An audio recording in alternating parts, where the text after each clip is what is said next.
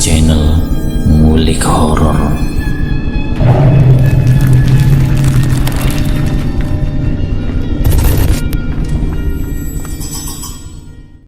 Assalamualaikum warahmatullahi wabarakatuh. Kembali lagi di channel Ngulik Horor. Channel ini menceritakan tentang kisah-kisah misteri. Pada kesempatan kali ini saya akan membawakan kisah misteri yang diambil dari Ngulik Misteri dan ditulis oleh Ed Nafila. Kalian juga dapat mengunjungi YouTube-nya beliau langsung ya. Nanti link saya akan sediakan di kolom deskripsinya. Oh ya, di dalam cerita ini nama dan tempatnya disamarkan semua ya, untuk menjaga privasi pihak yang terlibat di dalamnya. Yuk daripada kita lama-lama, langsung saja kita simak ceritanya. Bismillahirrahmanirrahim. Kali ini saya akan membawakan kisah misteri yang berjudul Orang Tua yang Rela Dijadikan Tumbal. Awal kisah sebut saja namanya dengan Pak Midi. Pak Midi ini mempunyai anak yang bernama Kasno dan adiknya yang bernama Imron. Mereka bertempat tinggal di daerah perbukitan, di bawah kaki gunung di salah satu provinsi di Jawa Tengah. Pak Midi dan Kasno yang kesehariannya sebagai buruh sawah, dia hanya sebagai pesuruh dari orang-orang atau tetangga sekitar rumahnya. Di mana ada pekerjaan, dia baru bisa bekerja. Sementara Pak Midi ini harus menanggung anak-anaknya yang namanya Kasno sama Imron dan juga adik-adiknya. Pak Midi memang dikenal sebagai orang tua yang bertanggung jawab. Hingga ketika Kasno akan menikah pun dengan usaha jeripayahnya, dia hanya sebagai buruh serabutan di lingkungan tetangganya. Dia rela meminjam-minjam untuk kebutuhan anaknya yang namanya Kasno ini agar bisa menikah. Ketika Kasno akan menikah, Pak Midi harus menanggung beban hutang piutang untuk kebutuhan Kasno. Karena dari pihak istrinya Kasno yang namanya Ani ini harus mendapatkan apa yang menjadi hal umum di lingkungannya. Makanya Pak Midi rela untuk bekerja keras untuk melunasi hutang-hutangnya. Pak Midi bekerja untuk mencukupi keluarganya dan akan mengangkat derajatnya Kasno demi untuk mendapatkan Ani. Karena Ani kebetulan dari kalangan atau orang yang lumayan berada di desanya. Memang karena kegigihan Pak Midi ini, si Kasno akhirnya menikah dengan si Ani. Singkat cerita, si Kasno sama si Ani ini sudah mempunyai anak. Jadi untuk mencukupi kebutuhan hari-harinya dan mencukupi kebutuhan adik-adiknya yang namanya buruh serabutan, kalau ada orang yang menyuruh dia bekerja. Tapi kalau tidak ada yang menyuruhnya, Kasno menganggur yang tidak akan mencukupi kebutuhannya.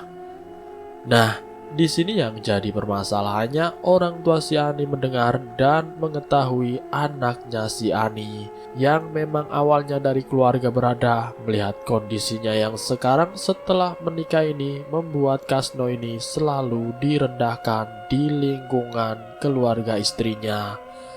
Ketika Kasno datang ke tempat kediaman mertuanya, tujuannya hanya untuk mengenalkan cucunya kepada mbahnya.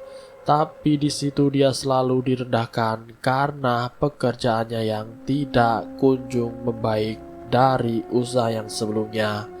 Ya, maklum saja Pak Midi orang tuanya Kasno ini tidak bisa memberikan atau melanjutkan sekolah seperti halayak umum lainnya. Kasno ini menceritakan apa yang dialami sama keluarganya kepada Pak Midi orang tuanya. Pak, kenapa ya kalau saya datang ke rumah orang tuanya Ani, bukannya saya diterima baik-baik, tapi kenyataannya saya selalu direndahkan. Saya diolok-olok, Pak, ujar si Kasno. Kamu beruntung dapat si Ani. Kalau saja orang tuanya Ani tidak ngasih buat susunya si adik, mungkin kamu tidak bisa apa-apa, jawab bapaknya. Nah, Di situ Kasno yang sebagai orang tuanya merasa tersinggung. Kasno ingin menangis tapi ia tahan. Ketika Kasno bersama Pak Midi, ia baru menumpahkan tangisnya dan mengeluarkan segala keluh kesahnya. Pak Midi mendengar keluh kesah anaknya yang direndahkan, dihina oleh keluarganya istrinya. Pak Midi ini semakin kebingungan. Bagaimana ya nak? Bapak saja pekerjaannya seperti ini. Sementara hutang-hutang bapak kepada orang-orang yang percaya sama bapak itu belum lunas buat kamu menikah sama Ani. Apalagi kamu sekarang sudah mempunyai anak. Bapak bingung harus bagaimana, kata Pak Midi dengan lesunya. Kasno yang melihat ayahnya masih dalam keadaan terlilit hutang, sementara adik-adiknya juga tergantung dari ayahnya. Kasno pun semakin bingung. Terus bagaimana Pak? Saya malu datang ke tempat Ani ke orang tuanya, tanya si Kasno. Sebelumnya mohon maaf nak, Bapak pernah mendengar desas-desus kabar di tempat di mana Bapak bekerja, di salah satu orang di lingkungannya. Bapak mendengar bahwasanya ada cara untuk mendapatkan kekayaan dengan cara melakukan hal-hal pesugihan, ujar Pak Midi. Pak Midi menceritakan kepada anaknya Kasno.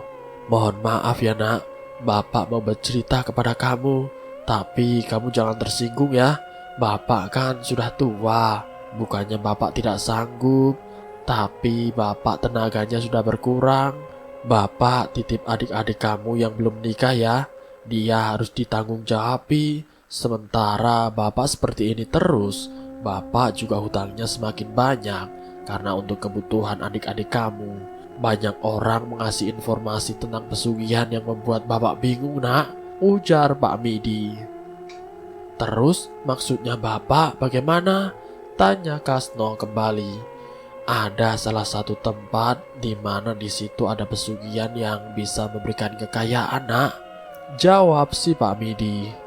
Pak, bukannya pesugihan itu harus menumbalkan? Tanya si Kasno. Bapak tahu nak, yang namanya pesugihan apapun harus menumbalkan seseorang, jawab Pak Midi. Bapak bicara seperti ini kepada kamu karena Bapak memang kepingin kamu itu diangkat derajatnya, agar dianggap di keluarga Ani, di keluarga mertua kamu nak, ujar si Pak Midi. Terus maksudnya Bapak bagaimana? Terus terang saja, tidak usah bertele-tele, kata Kasno karena bingung Bapak ngomongnya muter-muter. Intinya sih kalau kamu setuju Bapak rela ditumbalkan di tempat pesugihan, asalkan kamu mau nak, jawab Pak Midi. Mendengar perkataan bapaknya, sontak saja Kasno terperangah kaget. Bapak bicara apa sih? Jangan bikin sedih Pak, ujar si Kasno. Ini kan buat kamu nak, kata si Pak Midi. Kalau seperti ini caranya saya tidak mau Pak, ujar si Kasno. Tapi Bapak rela nak, Bapak ikhlas. Semua ini demi kamu sama adik-adik kamu. Tapi Bapak hanya berpesan, kamu harus mengurusi adik-adikmu sampai menikah ya, tugas Pak Midi. Dengan berat hati akhirnya Kasno menyetujui saran dari bapaknya. Singkat cerita, Kasno pergi ke tempat pesugihan di mana letak tempat pesugihan tersebut. Ternyata tidak jauh dari tempat tinggalnya. Berdasarkan informasi dari orang tuanya, Kasno akhirnya sampai ke tempat tujuan, di mana di situ dia bertemu dengan salah satu juru kunci, di mana tempat tersebut banyak orang-orang datang untuk mencari pesugihan. Datangnya Kasno ke juru kunci, dia menanyakan perihal tentang bagaimana caranya dia bisa menjadi orang kaya, perihal bagaimana dia melakukan ritualnya. Dan di situ yang sebagai juru kunci pun menjawab pertanyaan dari Kasno. Kamu kesini dengan niatnya kamu yang ingin cepat kaya. Dengan lihat kamu yang memang ingin menjadi orang-orang hebat itu soal mudah. Yang penting syaratnya kamu harus menyediakan syarat-syarat yang paling utama. Yaitu syaratnya harus ada yang ditumbalkan, ujar si juru kunci. Kasno yang mendengar penjelasan dari si kunci itu, sebut saja kunci itu namanya Mbah Kliwon, menyarankan atau mengatakan salah satu syarat tentang tumbal yang harus diserahkan. Kasno pun langsung menjawab pertanyaannya. "Orang tua saya sudah siap, Mbah," jawab Kasno. Mbah Kliwon yang mendengar tersendak kaget, karena baru kali ini dia mendengar dari salah satu orang yang mau melakukan pesugihan, tapi sudah siap menumbalkan orang tuanya. "Kamu beneran? Kamu tega?" tanya Mbah Kliwon. "Ini bukan kemauan saya, Mbah. Ini kemauan bapak saya. Tapi karena bapak saya memang sudah tua, karena tidak mungkin dia yang melakukan ini, jadi mendingan saya yang berangkat ke sini. Yang menjadi salah satu syaratnya itu bapak saya," jawab si Kasno. Mbah Kliwon yang mendengar tuturnya si Kasno itu terheran-heran. Ada-ada saja orang di dunia ini. "Ya sudah, kalau kamu siap dengan apa konsekuensinya, saya akan bantu kamu," jelas Mbah Kliwon. Akhirnya tanpa basa-basi Mbah Kliwon melakukan ritualnya. Dan Kasno semalaman dia beristirahat di tempat penginapannya Mbah Kliwon. Kasno ini dimandikan dengan berbagai macam kembang yang sudah disiapkan di salah satu kendi besar yang terbuat dari tanah liat. Di situ dia dimandikan oleh Mbah Kliwon. Setelah dia mandi, Mbah Kliwon ini ke salah satu ruangan yang dimana ruangan tersebut memang salah satu tempat sesembahannya. Masuk ke salah satu kamar di mana dia harus menyiapkan siapa orang yang akan mencari pesugihan dan siapa yang akan ditumbalkan. Kasno menunggu Mbah Kliwon keluar dari kamarnya. Hampir 6,5 jam Mbah Kliwon keluar dari tempat dia melakukan ritualnya. "Mbah, kok lama sekali sih?" tanya si Kasno. "Lah, kamu pengen cepet kaya apa tidak?" jawab Mbah Kliwon. "Iya, Mbah, iya," ujar si Kasno. "Ya sudah, kamu nurut saja, tidak usah aneh-aneh," ujar Mbah Kliwon dengan tegasnya. "Terus saya harus apa lagi, Mbah?" tanya si Kasno. "Ini tak jelasin. Nama kamu dan nama bapak kamu saya sudah serahkan ke sesembahan kamu, di mana kamu akan mendapatkan kekayaan yang berlimpah," jelas Mbah Kliwon. Karena keinginan dari Kasno yang memang desakan dari orang tuanya dan hanya mengerjakan syarat-syarat tersebut, yang penting tujuan awalnya menjadi orang hebat tercapai. Dengan air matanya di hadapan Mbah Kliwon, Kasno merasa sangat berdosa kepada bapaknya, yaitu Pak Midi. Setelah mendengar pernyataan bahwa orang tuanya nanti akan mengalami kematian atau meninggal dunia, Kasno sedih. Kasno ingin sekali mengabdi kepada orang tuanya. Tapi apa daya, Kasno yang sering dihina sama mertua dari istrinya. "Seharusnya tadi mertua kamu saja yang dijadikan tumbal," ujar Mbah Dukun. Pikiran itu muncul di kepalanya Kasno. "Biar nanti buat tumbal selanjutnya saja, Mbah," jawab si Kasno. Mbah Kliwon ini menyarankan kepada Kasno, "Nanti kalau kamu sampai di rumah, ketika kamu melihat orang tua kamu sudah tidak ada nyawanya, kamu pura-pura tidak tahu ya. Karena apa? Karena saya tahu adik-adik kamu yang di rumah saat ini masih keadaan duka karena orang tua kamu sudah meninggal," jelas Mbah Kliwon. "Karena ketika saya serahkan nama bapak kamu, saat itu juga sesembahan saya mengambil nyawa orang tua kamu," lanjut Mbah Kliwon. "Dengan cara apa, Mbah?" tanya si Kasno. "Itu urusan dari sesembahan saya. Yang penting kamu nanti kalau sampai di rumah, kamu harus pura-pura sedih saja. Dan apa yang akan kamu dapatkan nanti setelah selesai 7 hari pemakaman orang tua kamu, ambillah salah satu tempat di mana kamu tempat tidur. Kamu di situ nanti akan mendapatkan apa yang kamu inginkan, tutur Mbah Kliwon. Apa itu, Mbah? Tanya Kasno saking penasarannya. Nanya terus kamu itu. Sebaiknya kamu nanti lihat sendiri saja. Nanti di bawah tempat tidur kamu. Tapi biasanya ada di antara lemari tempat kamu menyimpan pakaian istri dan anak kamu. Nanti pakaian itu akan berubah menjadi harta benda. Entah itu berupa emas, entah itu berupa uang. Jadi biasanya tempat pesugihan atau yang lainnya itu terletak di bawah tempat tidur, tapi juga terletak di salah satu lemari pakaian, jelas Mbah Kliwon. Kasno yang mendengar penjelasan dari Mbah Kliwon tersebut akhirnya pamit untuk pulang. Sebelum Kasno pamit dengan Mbah Kliwon menanyakan perihal maharnya. Kamu kesini, mohon maaf ya nak, kamu sudah bawa maharnya belum? Tanya Mbah Kliwon. Mahar, Mbah? Mahar buat apa, Mbah? Jawab si Kasno dengan kebingungan. Ya, mahar buat ongkos ritual, jawab Mbah Dukun. Saya mohon maaf, Mbah, saya tidak bawa apa-apa, jawab si Kasno.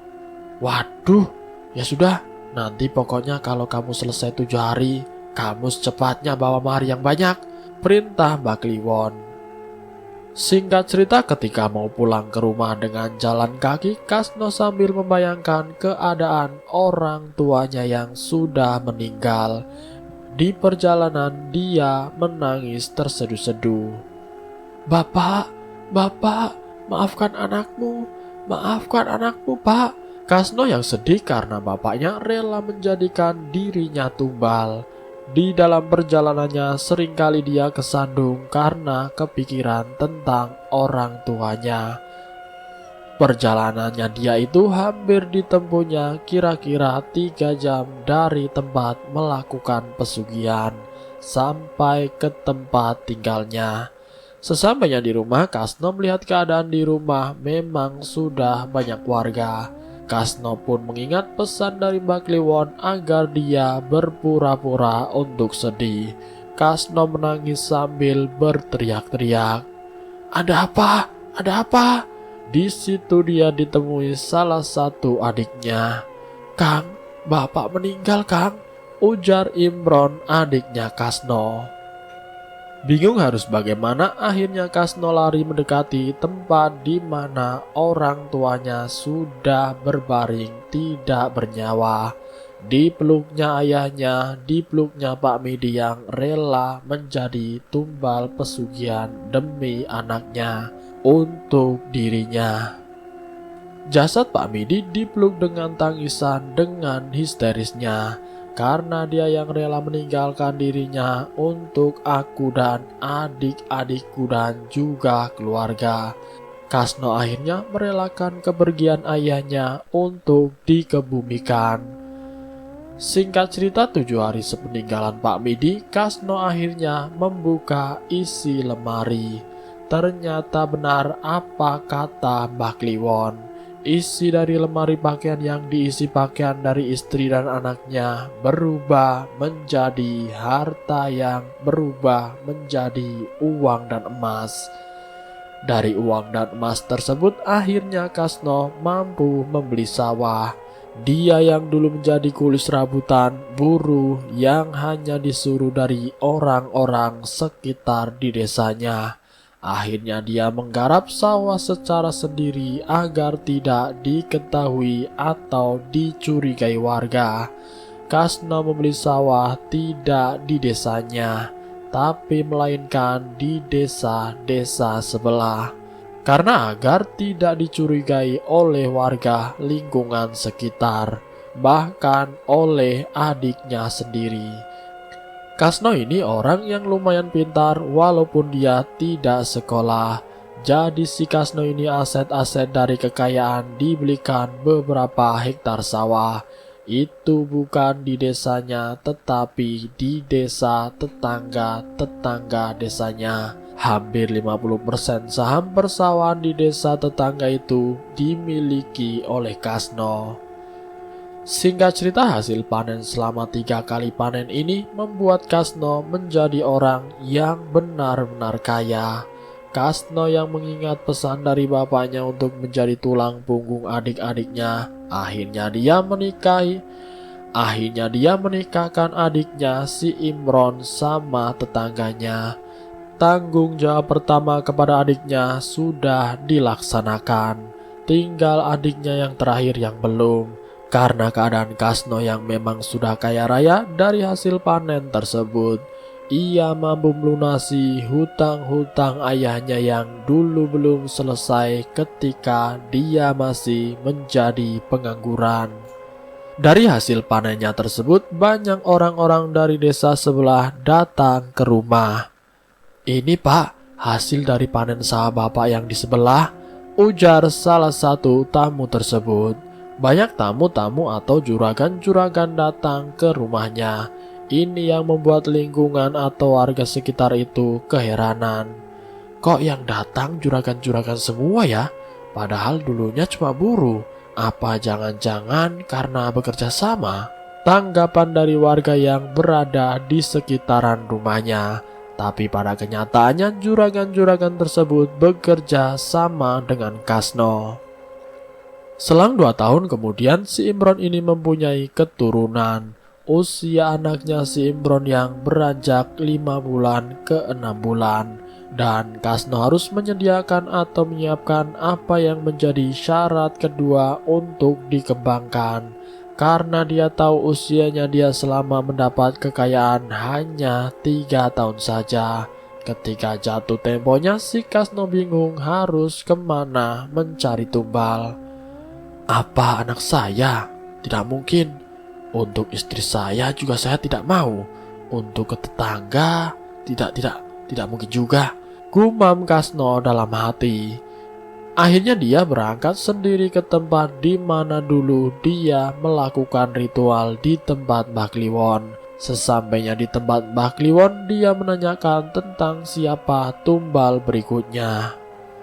"Mbah, mohon maaf, saya datang ke sini ini hampir 3 tahun lamanya.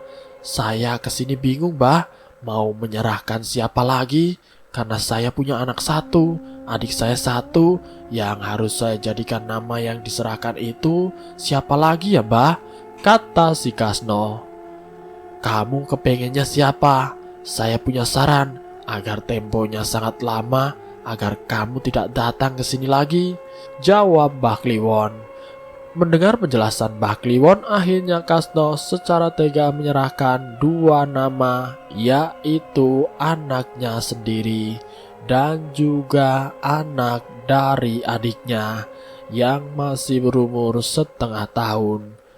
Diserahkanlah 2 nama tersebut kepada Mbah Kliwon, dan setelah menerima 2 nama, Mbah Kliwon masuk ke tempat tersebut. Seperti yang pertama 6 jam dia menunggu, sampai akhirnya Kasno pun disuruh untuk pulang. Sesampainya di rumah, Kasno yang mengetahui anaknya meninggal dan istrinya Siani sangat terpukul. "Bagaimana ini terjadi? Kenapa dengan anak saya?" ujar si Ani, istrinya Kasno. Melihat istrinya yang menangis terseduh-seduh, Kasno pun meminta maaf. "Mohon maaf, Bu. Semua ini demi kita," ujar si Kasno. "Ini tidak soal anak kita, tapi juga anaknya si Imron yang menjadi tumbal pesugihan kita, Bu. Tapi kamu jangan bilang-bilang ya. Dan kamu lihat saja sendiri, apakah anaknya si Imron benar-benar meninggal? Dan kamu lihat saja sendiri, apakah anaknya si Imron benar-benar meninggal? Mendengar berita tentang anaknya sudah meninggal siang ini, keluar rumah tidak?" ujar si Kasno.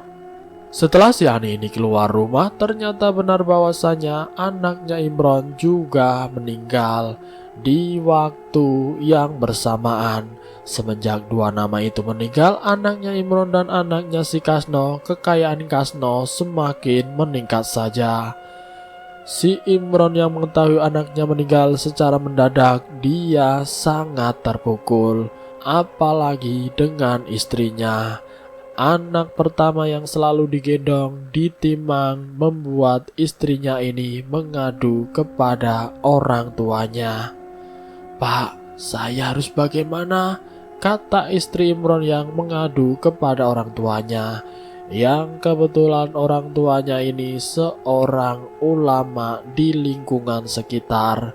Mendengar keluh kesah dan mendengar kesedihan anaknya, bapak mertuanya Imron ini mencoba mencari tahu apa yang sebenarnya terjadi tentang kematian atau meninggalnya cucunya.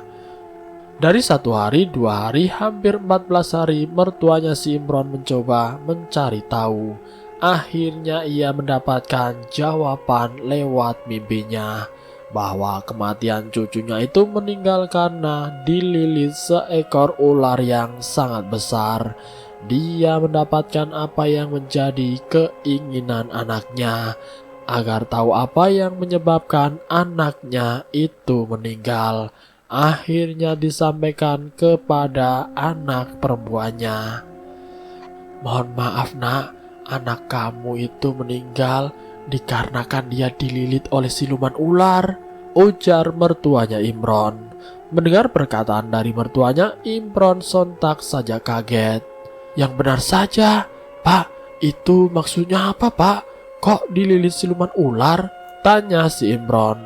"Anak kamu itu menjadi korban penumbalan dari siluman ular," jawab mertuanya Imron. "Penumbalan? Dari siapa Pak?" tanya Imron lagi. "Imron, mohon maaf yang sebesar-besarnya. Dari apa yang saya tahu tentang siluman ular tersebut, di sini saya dari beberapa mimpi yang saya dapatkan dari apa yang saya inginkan kepada cucu saya agar diketahui jawabannya. Ternyata siluman ular tersebut adalah sesembahan dari kakak kamu sendiri yang namanya Kasno," jawab mertuanya Imron. Sontak saja Imron kaget dan emosinya naik secara tiba-tiba. "Yang benar saja Pak," ujar si Imron dengan saking emosinya. "Itu yang saya tahu. Mohon maaf jika itu tidak benar atau menjadi buruk sangkanya saya terhadap kakak kamu. Untuk lebih jelasnya, kamu tanyakan saja langsung ke kakak kamu," jawab mertuanya Imron. Mendengar penjelasan dari mertuanya Imron, Imron ini akhirnya langsung ke tempat kakaknya yang namanya Kasno. Dipanggilnya Kasno sampai akhirnya ia pun keluar. "Kang, sebenarnya apa yang terjadi?" tanya si Imron. "Maksud kamu apa?" jawab si Kasno. "Kok maksudnya apa? Saya datang ke sini menanyakan tentang kematian anak saya yang hampir setengah bulan ini. Saya mendapatkan kabar dari mertua saya bahwa Kang Kasno yang menumbalkan anak kita," ujar si Imron. Sontak saja Kasno terkejut karena diketahui sama adiknya. "Kamu jangan mengada-ngada, itu tidak mungkin. Bagaimana saya menumbalkan anak kamu? Apa kamu tidak lihat anak saya juga meninggal?" jawab si Kasno. "Iya, saya tahu Kang, anak sampean itu meninggal. Tapi kenapa harus bareng? Kenapa harus saat itu juga? Itu yang membuat saya tidak percaya kalau kamu tidak melakukan pesugihan atau melakukan ritual bersama siluman ular," ujar si Imron. "Kamu jangan mengada-ngada," jawab si Kasno dengan nada tinggi. Pertengkaran antara kakak beradik ini didengar sama si istrinya. "Ribut-ribut apa sih? Sini masuk, jangan di luar. Tidak enak kalau didengar tetangga," ujar istrinya Kasno. "Imron, saya mau ngomong sama kamu. Kematian atau meninggalnya anak kamu itu memang ulah dari kakak kamu sendiri," ujar istrinya Kasno. Mendengar pengakuan dari istrinya Kasno, Imron akhirnya tertunduk lemas dan dia hampir pingsan. "Kok tega sekali sih kakak saya sampai menumbalkan keponakannya sendiri," ujar si Imron dengan lemas.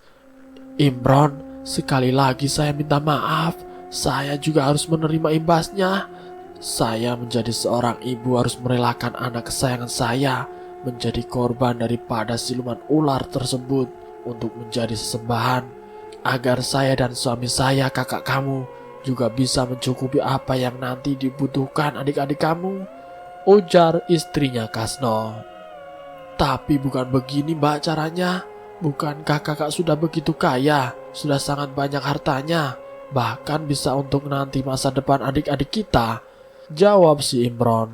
Sementara Kasno hanya terdiam karena bingung apa yang dikatakan istrinya ini memang sudah menjadi persyaratannya. Kakaknya kamu itu harus berangkat ke tempat itu. Dia di sana menyerahkan nama anaknya sendiri sama anaknya kamu. Sekali lagi saya sekeluarga minta maaf, ujar istrinya Kasno. Saya tidak akan menerima maaf Mbak. Apalagi kakak sudah rela menumbalkan bapak, tega menumbalkan keponakan, bahkan anaknya sendiri, ujar si Imron. Dan lalu kemudian Kasno pun berkata, asal kamu tahu, kamu dulu itu masih kecil, belum saatnya kamu tahu.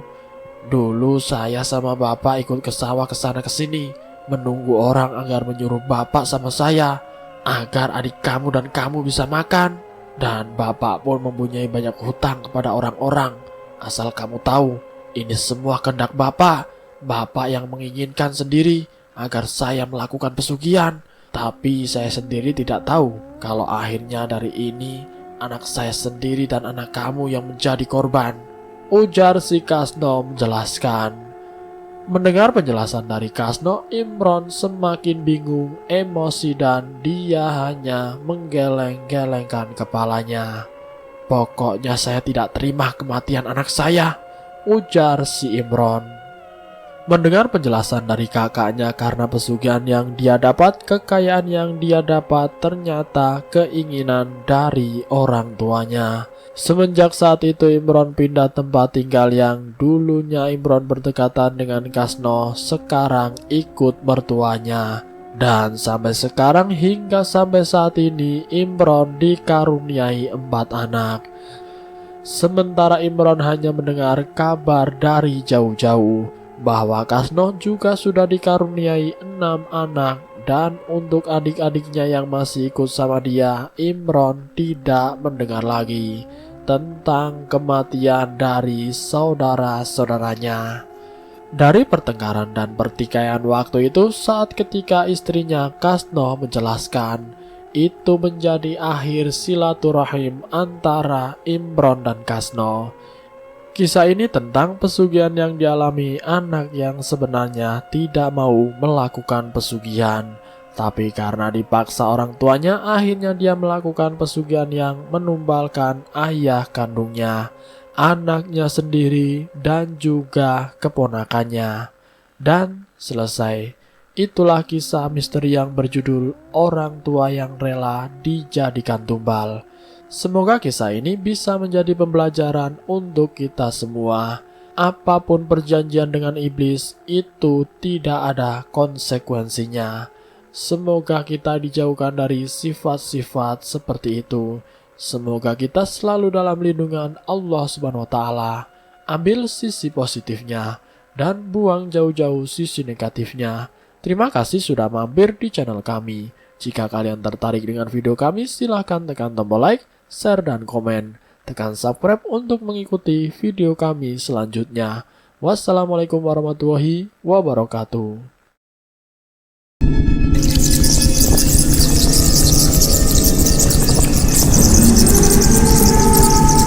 Selamat datang di channel Ngulik Horor.